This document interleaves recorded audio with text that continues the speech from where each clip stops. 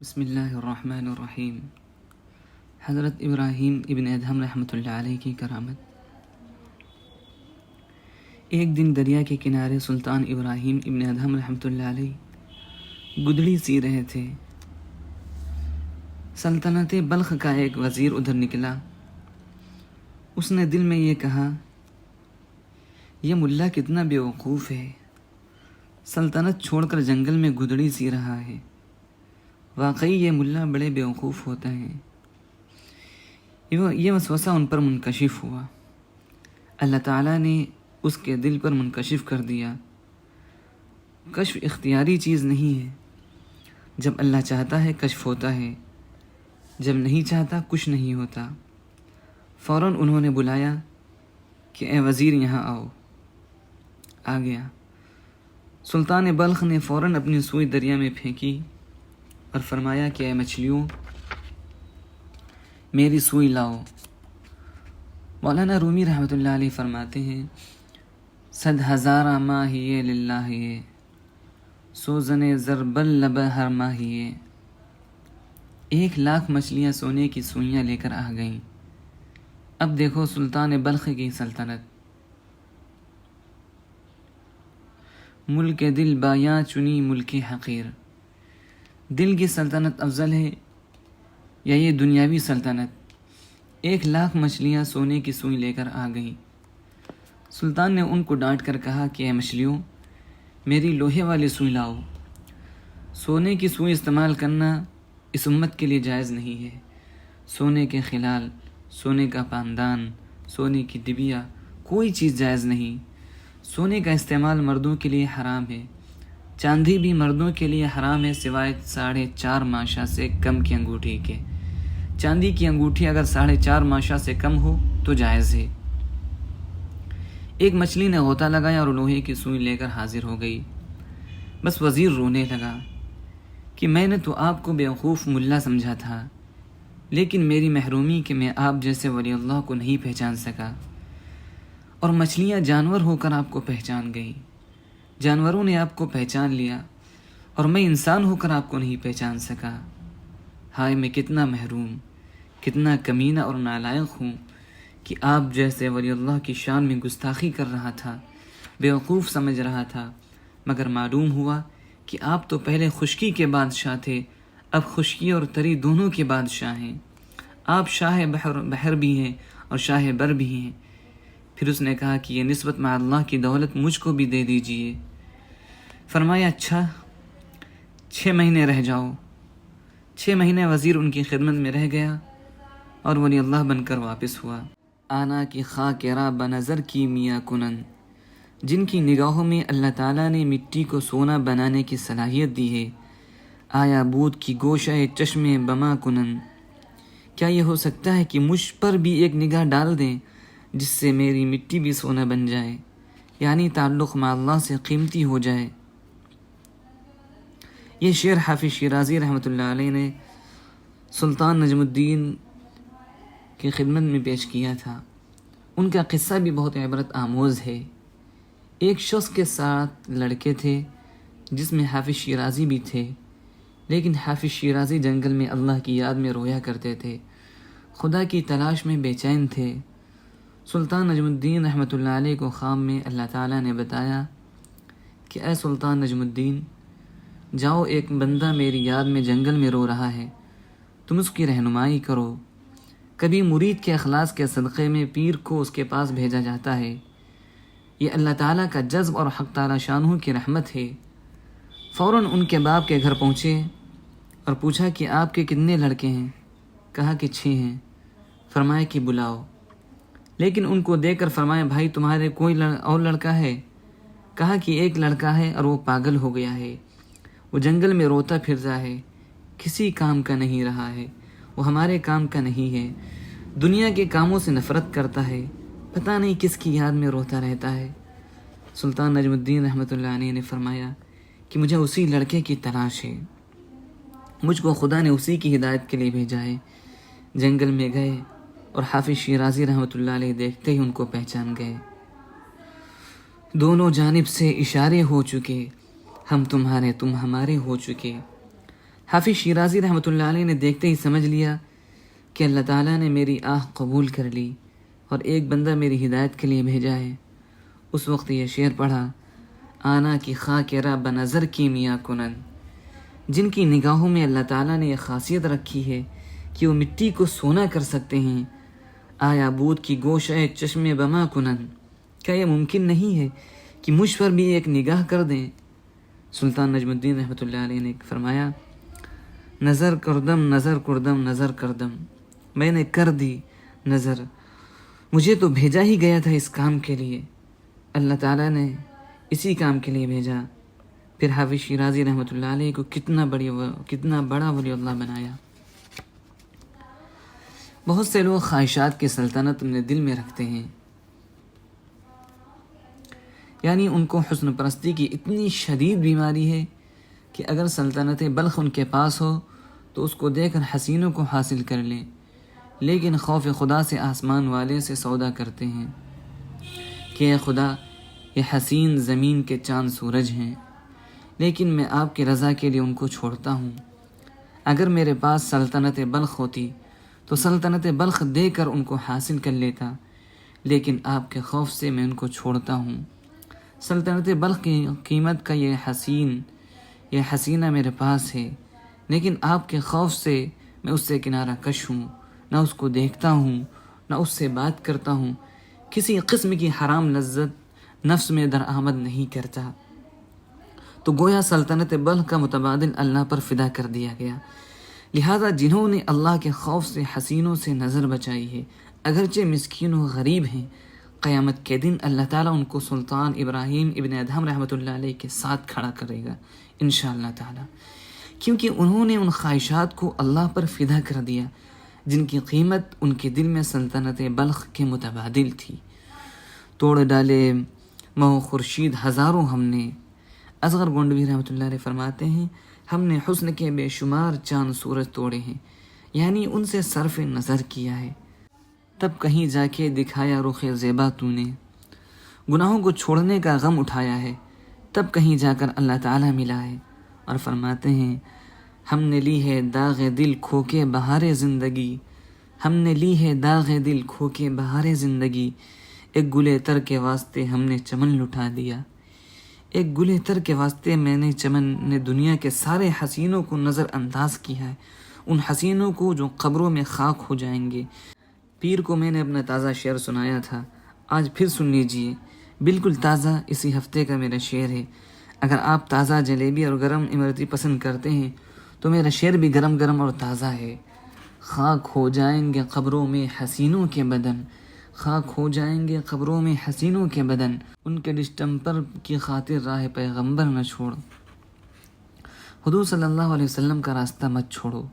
یہ حسین مرنے والے ہیں، فنا ہونے والے ہیں، خود مردہ ہیں، تم کو مردہ کر دیں گے، سڑی ہوئی لاشیں ہونے والی ہیں، چند دن کی لذت عارضی ملی، ذلت دائمی ہو گئی۔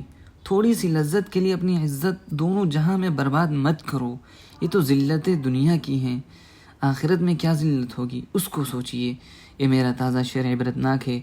خاک ہو جائیں گے قبروں میں حسینوں کے بدن، ان کے ڈسٹمپر کی خاطر راہ پیغمبر نہ چھوڑ۔ حضرت سلطان ابراہیم ابن ادہم رحمۃ اللہ علیہ کی دوسری کرامت۔ اب سنیے سلطان ابراہیم ابن ادہم رحمۃ اللہ علیہ نے اللہ کے نام پر جو قربانی پیش کی، اس کا ایک واقعہ ملا علی قاری رحمۃ اللہ علیہ نے شرح مشکات میں عربی زبان میں لکھا ہے، میں آپ کو اس کا ترجمہ سناتا ہوں۔ ایک دن جا رہے تھے، راستے میں ایک رئیس کا لڑکا شراب پی کے قے کر رہا تھا، اتنی قے کی کہ مکھیاں جمع ہو گئی، قے کرتے کرتے بے ہوش ہو گیا تھا۔ اسے دیکھ کر پہلے تو آپ کو بہت تکلیف ہوئی کہ جس زبان سے اللہ کا نام لیتا ہے اسی زبان سے ظالم شراب پیتا ہے۔ ایک بالٹی پانی لائے، قے کو دھویا اور اس کو منہ دھویا اور کہا، اے اللہ، یہ اگرچہ نالائق ہے، آپ کی نافرمانی میں مبتلا ہے، مگر آپ میرے دوست ہیں اور یہ دوست کا بندہ ہے، آپ کا بندہ سمجھ کر میں اس کی خدمت کر رہا ہوں، اگرچہ گنہگار ہے لیکن اس کو نسبت آپ کے ساتھ ہے۔ جب ٹھنڈا پانی لگا تو اٹھ کے بیٹھ گیا، ہوش آ گیا۔ اس نے کہا کہ حضرت، آپ اتنے بڑے ولی اللہ، تارک سلطنت بلخ، مجھ جیسے شرابی کے پاس کیسے آ گئے؟ فرمایا کہ تم شراب کی حالت میں تھے، مجھے رحم آ گیا کہ میرے اللہ کا بندہ اس حالت میں ہے، مکھیاں لگ رہی ہیں، میں نے تم کو اللہ کا بندہ سمجھ کر تمہاری خدمت کی، کیونکہ دوست وہی ہے جو اپنے دوست کے بیٹوں کی نالائقی سے بددعا کے بجائے دعا کرے کہ اے اللہ ان کو بھی درست کر دے۔ اس نے کہا کہ اچھا، میں تو سمجھتا تھا کہ اللہ والے گنہگاروں کو حقیر سمجھتے ہیں، آج معلوم ہوا کہ اللہ والوں سے بڑھ کر گنہگاروں پر رحم کرنے والا بھی کوئی نہیں ہے، لہٰذا ہاتھ بڑھائیے، میں آج توبہ کرتا ہوں، آپ کے ہاتھ پر بیعت ہوتا ہوں۔ سلطان ابراہیم ابن ادہم رحمۃ اللہ علیہ نے ان کو بیعت کیا، توبہ کرائی۔ اسی وقت سلطان ابراہیم ابن ادہم کو کشف ہوا کہ یہ توبہ کرنے والا اس وقت کے تمام اولیاء سے بڑھ گیا۔ ابھی کوئی اشراق، کوئی تہجد، کوئی تلاوت، کوئی وظیفہ نہیں پڑھا، اولیاء اللہ کے بہت اونچے مقام پر پہنچ گیا۔ جی اٹھے مردے تیری آواز سے، اہل اللہ کی صحبت کی تاثیر کا راز۔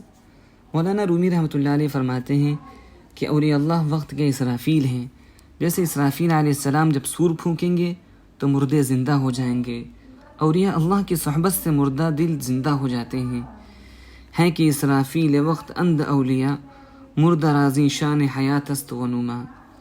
مردوں کو جیسے اسرافیل علیہ السلام سے حیات ملے گی، مردے زندہ ہو جائیں گے، اسی طرح اولیاء اللہ کی صحبت سے بھی مردے زندہ ہو جاتے ہیں، یعنی غافل اللہ والا بن جاتا ہے۔ اسی رات حضرت ابراہیم ابن ادہم رحمۃ اللہ علیہ کو خواب میں اللہ تعالیٰ کی زیارت ہوئی۔ کیا شان ہے اللہ والوں کی کہ اللہ تعالیٰ کی زیارت ہوئی۔ دریافت کیا کہ اللہ، ایک بندہ شرابی میرے ہاتھ پر بیعت ہوا، توبہ کی، ابھی اس نے تہجد بھی نہیں پڑھی، نہ تلاوت کی، نہ کوئی ذکر کیا، اس کو آپ نے اتنا بڑا ولی اللہ کس وجہ سے بنا دیا کہ ابھی تو کوئی اعمال اس نے کیے ہی نہیں، خالی توبہ کیے۔ ارشاد ہوا کہ توبہ کرنے سے میرا بندہ اسی وقت محبوب ہو جاتا ہے۔ التائب حبیب اللہ، یعنی الذی تاب کان حبیب اللہ، جو توبہ کرتا ہے اسی وقت اللہ کا محبوب ہو جاتا ہے۔ اے ابراہیم ابن ادہم، میں نے اس کو اتنا بڑے ولی اللہ کیوں بنایا؟ سن لو، جب تم اس کا چہرہ دھو رہے تھے میری خاطر سے کہ میرے اللہ کا بندہ ہے، انت غسلت وجہہ لاجلی، تو نے اس کا منہ دھویا میری خاطر سے کہ میرا بندہ ہے۔ فغسلت قلبہ لاجلک، میں نے اس کا دل دھویا تیری خاطر سے کہ میرا ایک ولی تارک سلطنت بلخ سلطان ابراہیم ابن ادہم، جس نے سلطنت مجھ پر فدا کر دی، میں نے بھی اس کی کرامت ظاہر کر دی کہ میرا اتنا بڑا ولی اللہ جس نے سلطنت مجھ پر لٹا دی، وہ میری خاطر سے ایک شراب کا منہ دھو رہا ہے، تو میں نے اپنے اس ولی کی خاطر سے اس کا دل دھویا، اور جس کا دل خدا دھو دے اس کے دل میں رذائل کا امالہ نہیں ہوتا، ازالہ ہو جاتا ہے، اب اس کے دل میں رذائل کا کوئی مادہ نہیں، لہذا اس سے بڑھ کر کون ولی اللہ ہوگا جس کا دل خدا دھو دے۔ زکوٰۃ کے فقہی مسئلے سے صحبت اہل اللہ پر عجیب استدلال۔ اس سے ایک سبق ملتا ہے کہ جو اللہ والے مجاہدے کیے ہوئے ہیں ان کی صحبت کی برکت سے بہت جلد انسان ولی اللہ ہو جاتا ہے۔